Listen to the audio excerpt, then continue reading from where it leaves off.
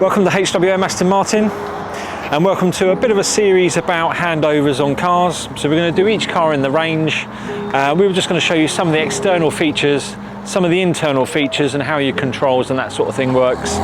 Sometimes what you get is you might be a bit excited picking up your car, you get home, fall asleep, get up the next morning, and you've forgotten where your fuel cap button is or how to open the bonnet, that sort of thing. So what we thought we'd do is run you through some of these controls as a bit of a reference guide, and there'll be a series of these as we go. So let's show you around DBX. So firstly, when you unlock the car, there's two ways of doing this. You have the key with a lock and unlock button, and you can also pop the boot as well on the car, which will come in a bit handy a bit later on DBX. But when you unlock your car, your indicators flash and your wing mirrors fold out. The car will lock itself again if you don't go back to it and rearm. So if you leave the door closed, it will rearm itself after about 20-30 seconds. Alternatively, as long as the key is within a 1 meter radius of each door, you can press the back of the door handle and that will keylessly lock the car. To keylessly open it, just need to pull the door handle, wait for the window to drop, and then pull your door open. You can deactivate the keyless on DBX by pressing your lock button twice in quick succession. And then when you come up to the car, it now no longer opens keylessly. You will need to use the key to gain access to the car. Once you're inside the car, a few features that are worth knowing. Your bonnet latch for DBX is underneath the dash, and we will pop that open now. And we'll come round to that side of the car in a moment. On the back doors for DBX, it is worth knowing your child safety locks are manual, and they're on the inbound side of the door for your safety. Next to the rear door on the driver's side, you have your filler cap. Nice and straightforward. You do need to be fairly gentle with these. Just press the back of the filler cap. This opens. There is no cap on the filler neck. Your fuel just goes straight in. And then when you're closing the flap, push it down, and then that will lock the cap. So there is a couple of ways of opening your DBX boot. Firstly, you have the key, which you press and then depress, and then the boot lid will then come all the way up. A couple of features, so you can open the boot via here. There is also a function on the inside of the dash where what you can do is open the rear camera, and then you should be able to clean the lens on the camera if you need to.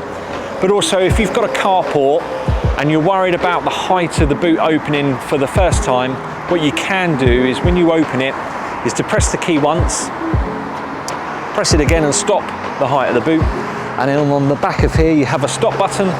Press and hold this for 3 seconds. You'll hear a bong from the back of the car, and that will memorize the height of the boot lid so that next time you open it, it won't go any further than where you need it to be. In the back of the car, a few things that are worth knowing. On the right hand side here, you can drop your left and your right seats, and you also have your suspension buttons for up and down. So if you've got a heavy load and you want to try and slide it in without having to bend down too far, you can pump up the back of the car to make it easier to get in and out, or lower the back of the car should you have a dog that you want to jump out a bit safer on a lower height.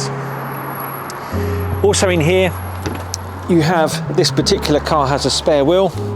You also have a strap attached to the boot floor, which hooks up and over onto the top here. Keep this up so that you can get your toolkit out should you need it. As I say, this particular car has a pump up spare tyre. Not all DBXs will come with a spare wheel, but if you do option it, all the kits and the tool is all in here for you to change that should you need to. We'll just put this back down. Your parcel shelf does just pop out. You just pull this out, and then that should then come out. And then also your rear shelf on the rear screen just pops down, so if you need that extra storage, or if you've got a large dog or something that you want to put in the back, these are pretty accessible to get off.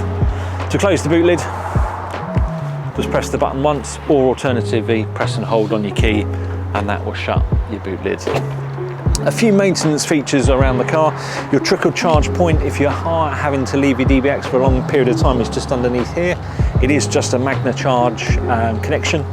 And on the driver's side, when you open the door, next to the seat is a little sticker with your tyre pressures on it.